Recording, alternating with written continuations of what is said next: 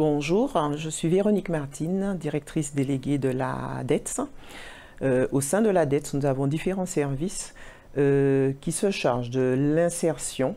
du contrôle et de la situation des personnes handicapées de manière générale, mais aussi de la santé, puisque nous avons un médecin inspecteur du travail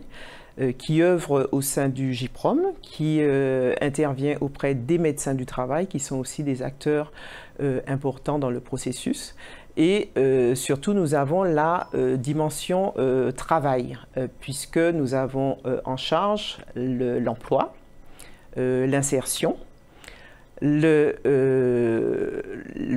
lutte contre la désinsertion professionnelle, et également des actions en faveur du maintien dans l'emploi.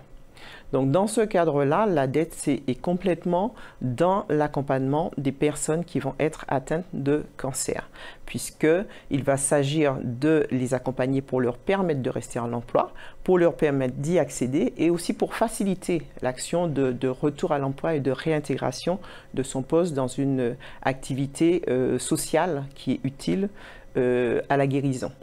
Dans ce cadre, la DETS a signé en décembre dernier avec l'ARS et le GIPROM une charte qui vise à mettre en œuvre des actions sur le territoire dans le cadre de l'action cancer-handicap. Et là, on intervient véritablement dans le domaine professionnel à côté des questions de santé qui existent déjà, pour accompagner les personnes donc atteintes de la maladie, qui sont des personnes battantes de manière générale, mais qui ont besoin d'avoir un environnement autour de l'information, mais aussi de la prise en compte de la dimension de la santé, du sport, d'être une personne qui existe et qui peut intervenir dans différents domaines. Donc dans ce cadre-là, nous avons des partenaires nombreux, tels que Cap Emploi, la GIFIP, le FIP, c'est aussi le cas du GIPROM et des nombreuses associations, Amazon, Matete, Ciparis, qui œuvrent dans le secteur, et ensemble, institutionnels et associations,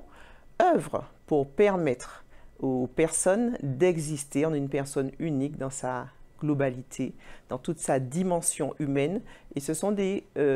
facteurs qui sont indispensables dans le parcours de soins et de santé que rencontrent les personnes dans le cadre de cette maladie. Il s'agit de ne pas mettre en avant seulement la notion de maladie, mais aussi la dimension de personne humaine, et ça c'est important dans le cadre de la guérison pour accompagner ces personnes qui sont fortes